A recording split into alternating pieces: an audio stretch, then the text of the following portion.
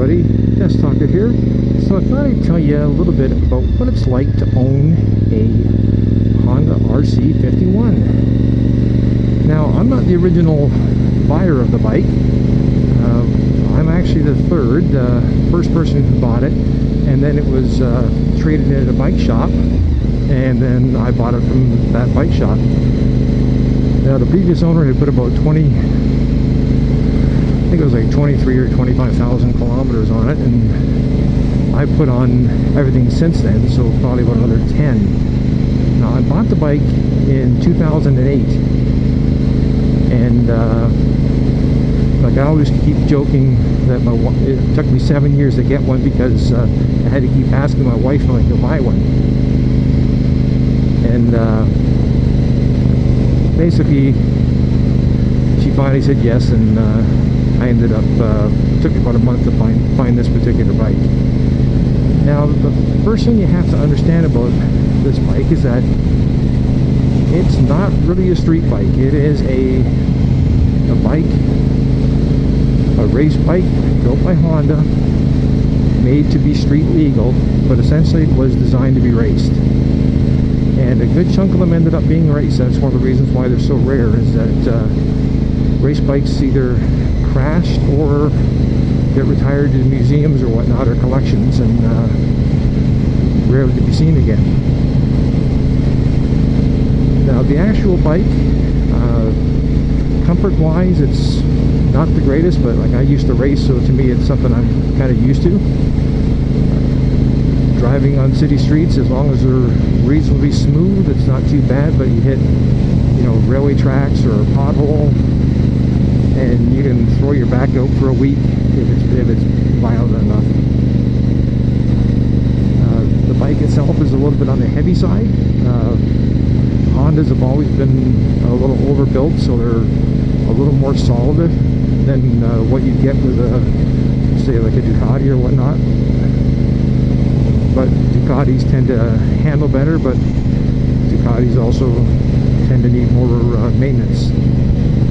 Maintenance wise, this bike has just needed oil and tires. When I bought it, I put a new set of plugs in just because. The old plugs were actually just fine. I just felt comfortable putting new tires,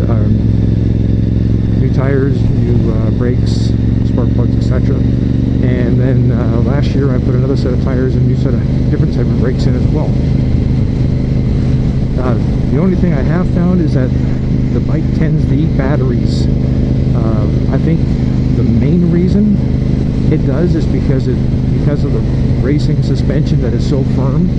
It tends to be a little, this particular road here is very, very choppy, and the rear end of the bike, I just constantly doing this, and back there is where the battery is, and I think what pretty well happens is the individual cells get damaged, and then the battery starts to short.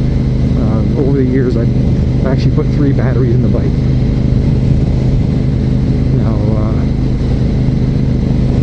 someday when those the new generation batteries drop in price, I might consider popping one of them in. But when I can put, you know, a Honda battery in a sucker for around $80, the idea of spending $240, I think, for the lithium polymer, whatever, is a little bit on the stiff side. Gas mileage, it doesn't have any. This bike gets, I'm going to go miles per hour because that's what I generally go by, anywhere from about 35 to maybe 40 miles to the gallon. As far as the actual range goes, the fuel light comes on at about 110 miles or 180 kilometers. You can go to about maybe 130 miles, you know, a little over 200 kilometers, but you're kind of pushing it. So I generally go, when I start hitting about 160k or 100 miles, I'm looking for a gas station. I haven't run out of gas, and I like to keep it that way.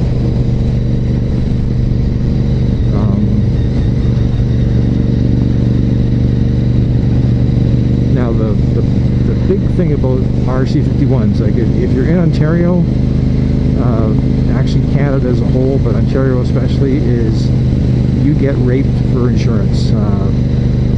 I'm paying like $1,200 a year for you know, full coverage.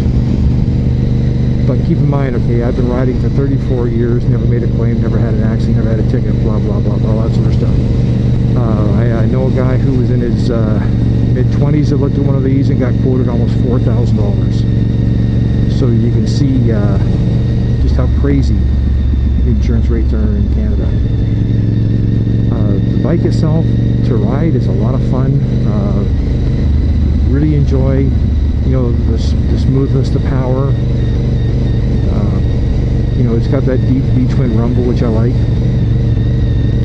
The only issue you have with this bike is, okay, I'm actually coasting downhill off the throttle here, and I was doing 10 kilometers over the limit, and you have no inclination that the bike is speeding or driving too fast. And that's the most dangerous thing, is you'll be driving on the highway thinking you're just ticking along, and you find yourself doing, you know, 85 miles in a 60-mile-an-hour zone, you know, or 150 and 100 in Canada, which is like really, really bad.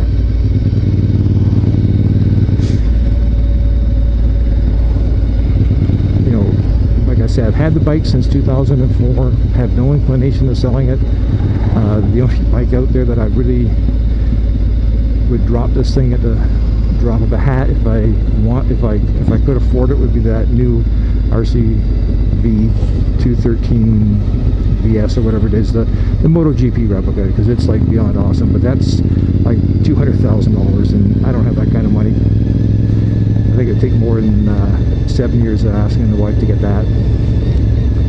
Maybe the lottery ticket. But overall, really enjoy the bike as long as you understand what it is. It's not a touring bike, not an off-road bike. To me, it's the equivalent of owning a, you know, your classic Corvette. You know, it looks good, goes fast, rides like crap on regular roads, but makes you feel good. You know, there's 600cc bikes out there nowadays that are almost as fast as a sucker and probably handle better and are lighter and cheaper on insurance. But it's not an RC51. So anyways, that's just a little take on it. If you have any questions, put them in the comment. If I know the answer, I will answer them. DeathsStalker, signing off.